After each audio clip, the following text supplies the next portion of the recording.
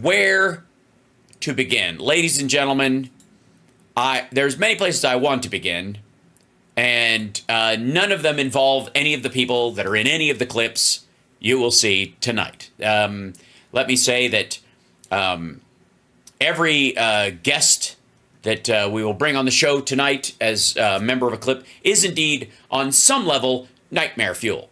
With the exception of, I think, Tim Pool, who may just make you giggle in your sleep till you pee the bed, which in and of itself is uncomfortable, but not necessarily frightening.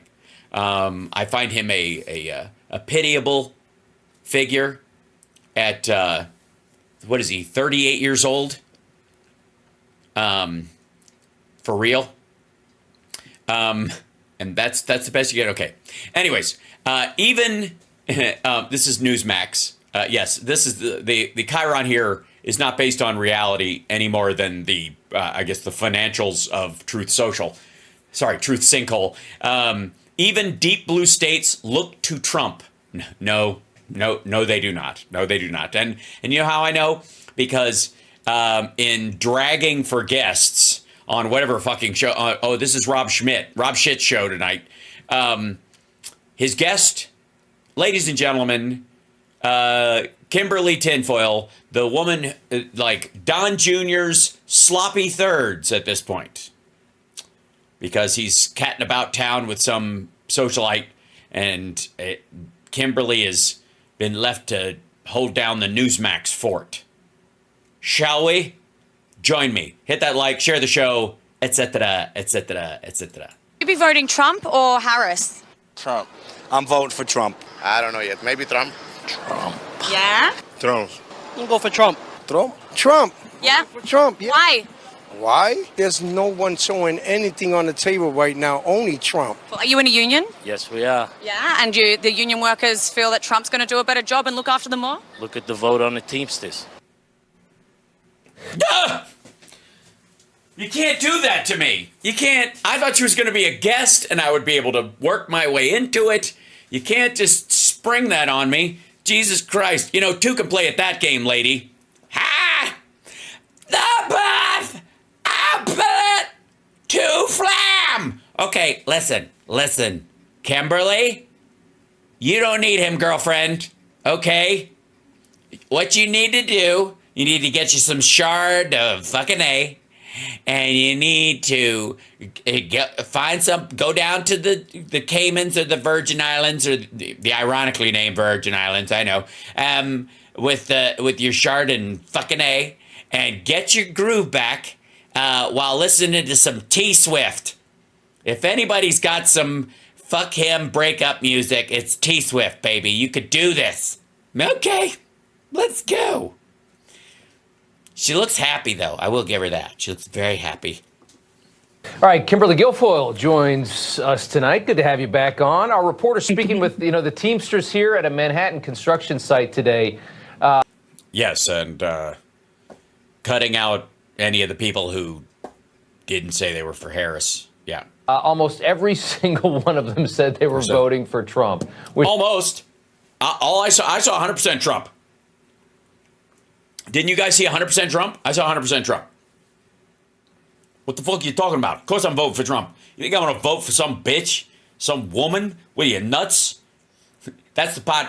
What, are you going to cut this part out? Huh? You going to cut out the part where I'm like, I wouldn't vote for a woman. They're fucking nuts. Like 3 days a month, they're like bananas because she's going to nuke the fucking world when a friend comes to town. Know what I'm saying? You didn't leave that shit in? Which is just amazing to see what the inroads he's made with that community in such a... What are you talking about? He had 85,000 voters in New York City, and they were all those dudes. It's exactly those dudes. Could you real quick, not a single woman? Not a one. That didn't occur to you? A short time. Yeah, I think it's very exciting. And it's so exciting. Everything's exciting. It shows you is the pulse of American workers. They are all in on President Trump. And recently, Rob, there was an internal poll that showed Teamsters rank and file preferred Trump over Harris, 59% to 34% in an electronic poll, and 50. Oh, well, it's an electronic poll. I think that's what they call Twitter polls, right? 58 to 31 in a phone poll. And I think that's very significant. That is a huge margin of preference for President Trump because he is. Let me guess, that vote breaks down almost 100% on gender lines. The people's champion and the champion of the forgotten men and women across this country.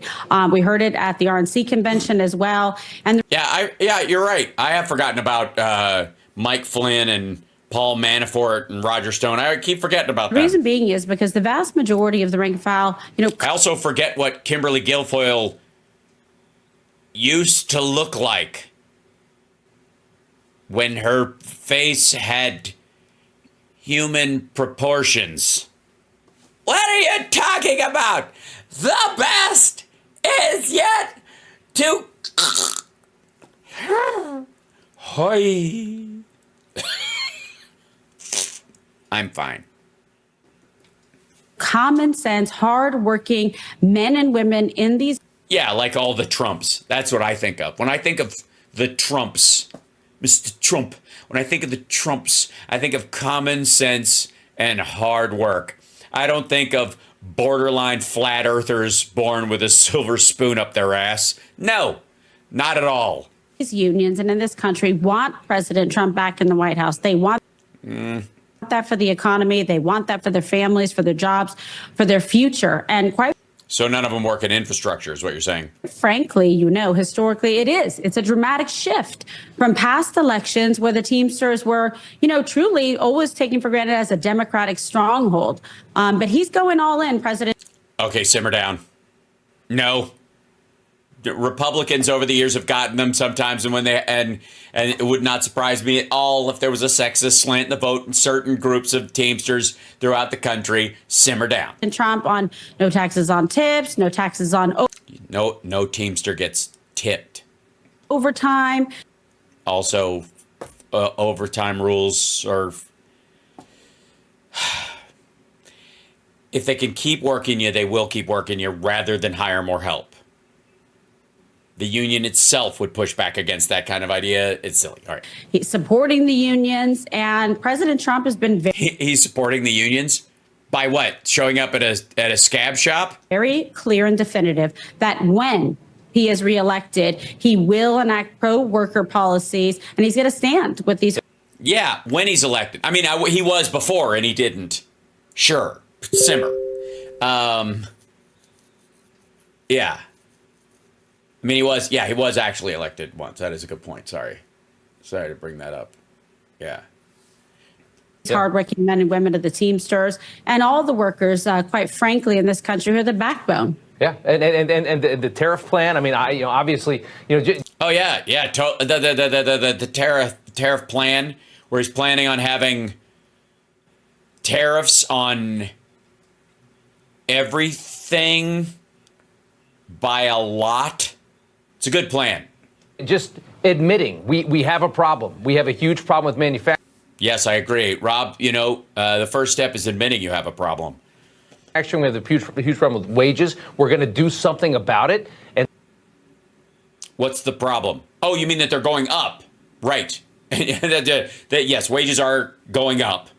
And so the problem you have, obviously, is that they are going up, and therefore we will turn it around. Gotcha. Saying that rather than just being, Kamala, the Democrats, they've all just acting like it's not there, that it's not an issue.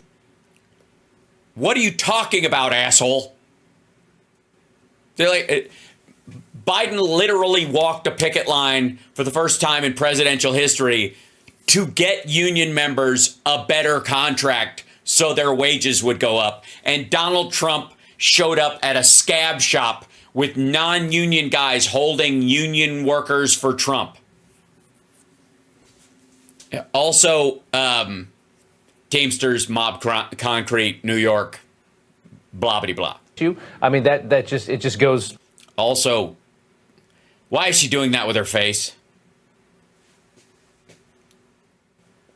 Is that natural or something? I just feel like she's got a toothpick mounted in her upper lip. It goes a long way. And the juxtaposition between these voters, between Kamala and Trump.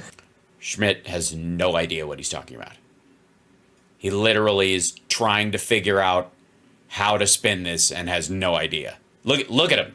This is weird.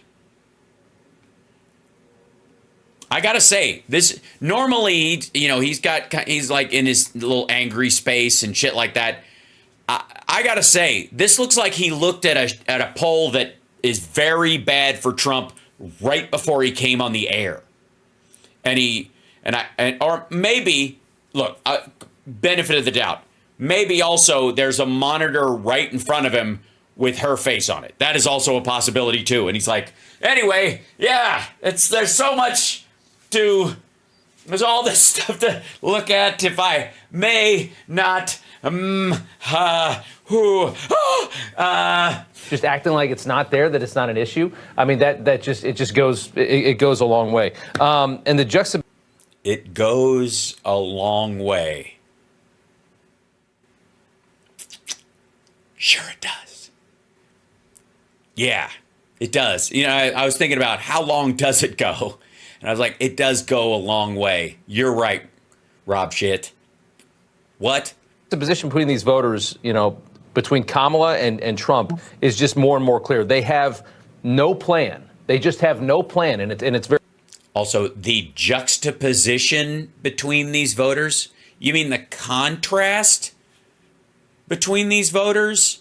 Or between the desires of these what the fuck are you talking about? I swear to God, I think he's worried that if you look too much at her face, it has a Medusa-like effect. And he might be right. Very, very obvious. And from a House hearing this week, I wanted to get your thoughts on this. We had this FCC commissioner, Brendan Carr, speaking. Sorry, this who? I wanted to get your thoughts on this. We had this FCC commissioner. FCC, sure. Brendan Carr speaking in front of the House, this House committee. And he is just calling out an absurd level of incompetence by Kamala Harris while she was the vice president. Take a listen. In 2021, Vice President Harris agreed to lead the administration's signature $42 billion. Oh, yeah, this guy, right. $1 billion effort to extend internet service to millions of Americans. It's now been 1,039 days since that program was enacted. After all of that time, not one person has been connected to the internet. Not one home, not one business. First of all, asshole. We dealt with this before. In the infrastructure bill, they're literally laying the federal lines across the states. It is up to the states to pick up from there and then spread them out to other people. Also, lots of businesses have, and lots of different apartment buildings and the like. There have not been in places like Montana, way out in the middle of nowhere, single homes completely separate from a city that haven't gotten it yet. For a myriad of goddamn reasons, some of them rejecting the work anyways. But yeah, here Jasmine Crockett dug into this dickhead. It's silly. There's almost no real evidence that she was even in the White House for the last 3.5 years. Has she accomplished a single thing? She's the vice president, stupid. And she was the tie-breaking vote on a couple of pieces of legislation. Dude. Donald Trump was president for 4 years. Besides 1 million dead Americans and the greatest financial collapse since 2008 or indeed 1929, what does he have to show for it? Oh, I know. He even not counting the job loss from COVID, he created fewer jobs than Jimmy Carter, another one-termer. Carter curb stomped his record. No, she's going to be starring in the new Cable Guy movie because she couldn't even connect one Comcast cable box. What?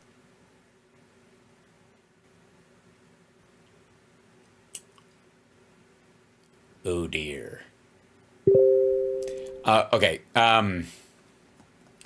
Broadband and cable, not the same thing. Also, if you're going to make a cultural reference, I would go with a better known film.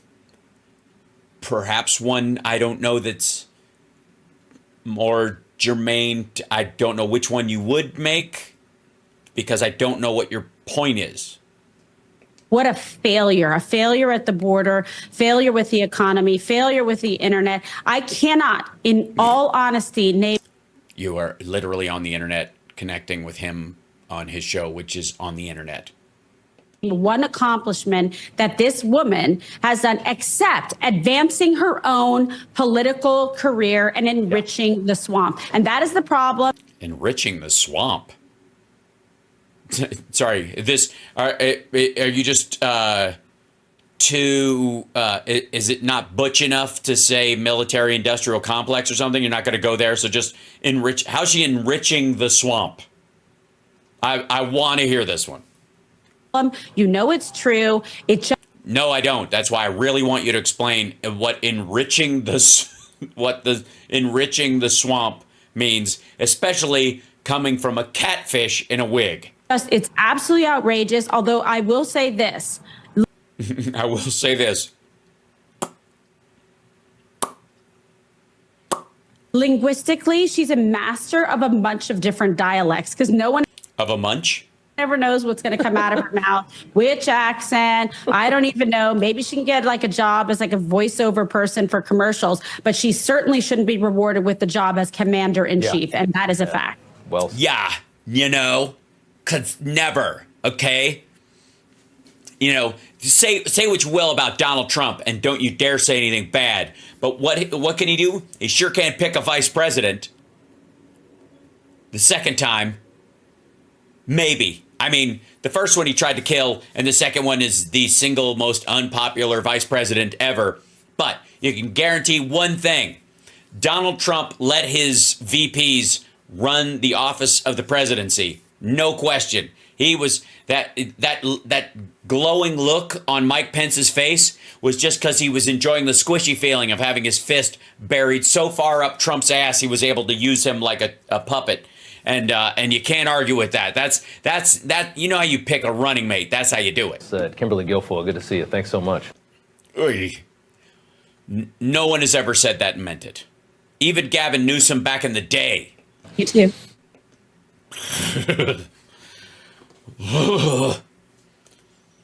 That's just rough. Good Lord. But that's the entirety of the segment. I think it was just Rob Schitt trying not to look at Kimberly Guilfoyle. I think that was the entirety. Yeah, pretty much the whole thing.